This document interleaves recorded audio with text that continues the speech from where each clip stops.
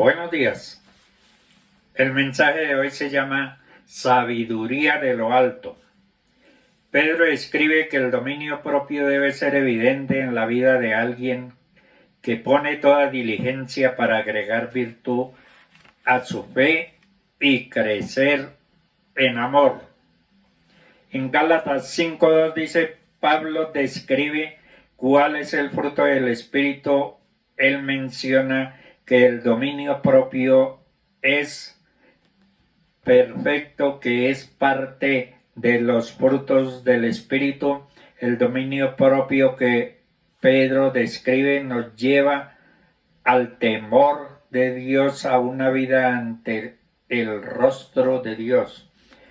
En Proverbios 3:5 dice, fíate de Jehová de todo tu corazón y no te apoyes en tu propia prudencia, no seas sabio en tu propia opinión, teme a Jehová y apártate del mal. El Espíritu nos quiere guiar ahora en el camino que Jesús abrió, un camino completamente libre de pecado para hacer la voluntad de Dios en lugar de nuestra propia voluntad. Y al seguir este camino se vuelve natural que ya no confiemos en nuestras propias intuiciones o ideas. Jesús mismo tenía un oído de discípulo que fue despertado mañana tras mañana por Dios. En Juan 5:19 dice, no puede el Hijo hacer nada por sí mismo, sino lo que ve hacer al Padre.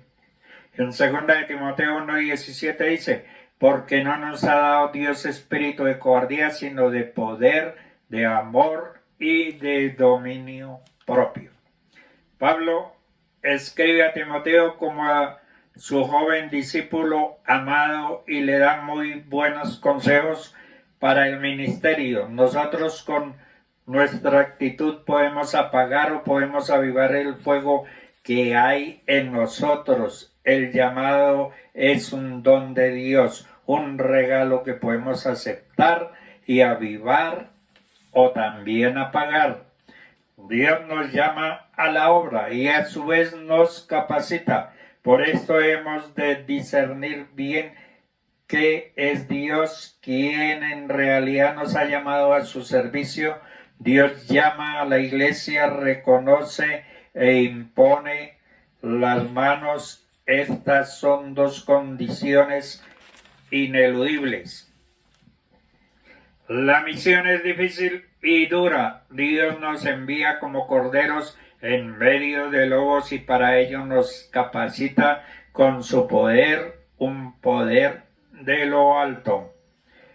Cuanto más cerca estemos de Dios por medio de la gracia, cuanto más vivamos según nuestra posición en Dios, tanto más apreciaremos la fidelidad y la ternura de Dios y valoraremos que nosotros mismos hemos sido beneficiados por estas virtudes de Dios. Jesús nunca tuvo confusión alguna en su alma, siempre mantuvo la seguridad en todo momento. Vemos al Señor en perfecto equilibrio, nunca se acobardó ante las adversidades. En Santiago 13:18 dice, si ustedes son sabios y entienden los caminos de Dios, demuéstrenlo, viviendo una vida honesta y haciendo buenas acciones con la humildad que proviene de la sabiduría.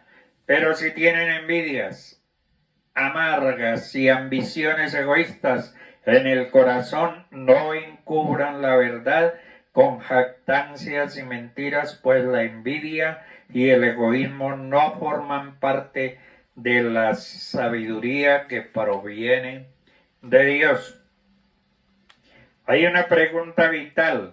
¿Quién es sabio entre vosotros? Y no solo sabio, sino también entendido.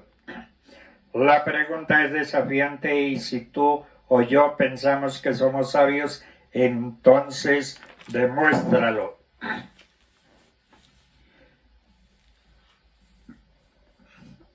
Entonces, que el ser sabio no es solamente algo que proclamamos con la boca,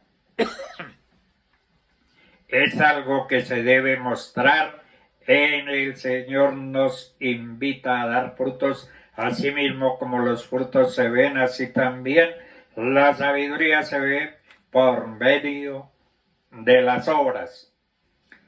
Celos amargos, envidias, contenciones o pleitos, jactancias, mentiras, son muy dañinos en una congregación, destruyen comunidades cristianas, ministerios, familias, causan odio, rencor y daño a las ovejas. La sabiduría terrenal es la que no se cansa de saber y saber, pero solamente en el plano intelectual. Un conocimiento humanista, personas llenas de mucha letra, pero sin el Espíritu o sin la guía del Espíritu Santo. Es un saber vacío, hueco, secular, que busca solo atraer la mirada hacia sí mismo y no hacia Dios.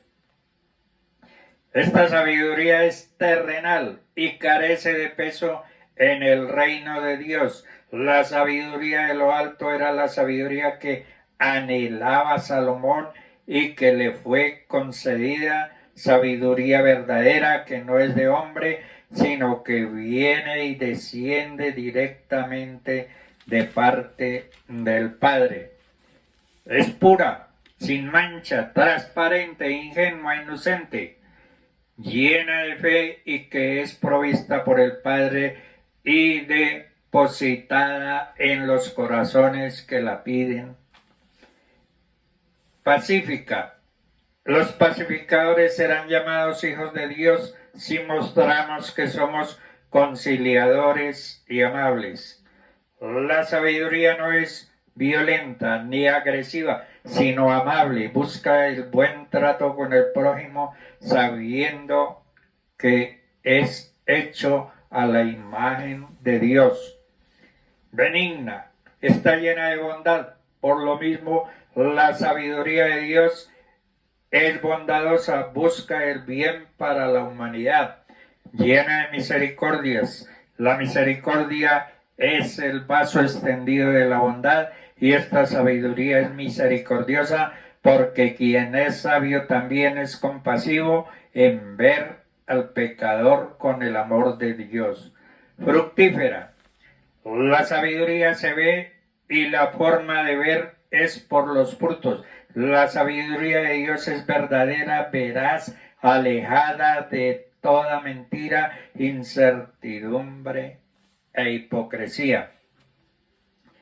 En Lucas 2:52 dice que Cristo desde pequeño crecía en sabiduría, pero esta sabiduría era la correcta, la que venía del cielo. Cuando andamos en esta sabiduría pueden venir pruebas, tormentas, problemas, situaciones difíciles, pero el cristiano fiel y verdadero siempre encontrará la paz. Seamos sabios y busquemos la paz siempre que depende de nosotros. Estemos en paz con todos y viviendo en la sabiduría que viene de lo alto. Vivimos en un mundo donde abunda la astucia. Pero la sabiduría es escasa. La palabra de Dios define a la sabiduría como el temor de Dios. El origen y la fuente de la sabiduría está en Dios mismo. Dios da la sabiduría. Hay un llamado claro por parte de Dios a que seamos sabios, a que no seamos necios. Sabio es la persona que conoce y explica a su vida el camino enseñado por Dios. Debemos aprender a escuchar. Somos una sociedad lo que habla mucho, escucha muy poco. Para escuchar es necesario guardar silencio. A veces nos resulta difícil escuchar. Somos imprudentes cuando respondemos antes de conocer los hechos. Debemos aprender a saber y memorizar. Lo que guardamos en el corazón es lo que mejor recordamos. Para ser sabios debemos vigilar nuestras motivaciones y nuestros sentimientos del corazón. La sabiduría tiene que ver con aptitud, pues nos capacita para alcanzar el conocimiento de Dios y saber cómo proceder en las diferentes circunstancias de la vida. La llamada a guardar el corazón es una llamada a controlar todo lo que fluye o brota de lo más profundo de nuestro ser, ya que influye positivamente tanto en nuestra vida personal como en nuestra relación con Dios y también con los demás. Salomón dijo: la sabiduría y el buen juicio viven juntos, ayudan a mantener una vida equilibrada. Debemos separar de nuestro vocabulario todo aquello que sean críticas, ofensas, malintencionadas, calumnias, perversas. La boca de los sabios habla verdad, mas la del necio habla maldad, es despreciada. Dios llama bienaventurados a aquellos que tienen la sabiduría. El discernimiento espiritual es la capacidad de tomar decisiones que están en armonía con la voluntad de Dios.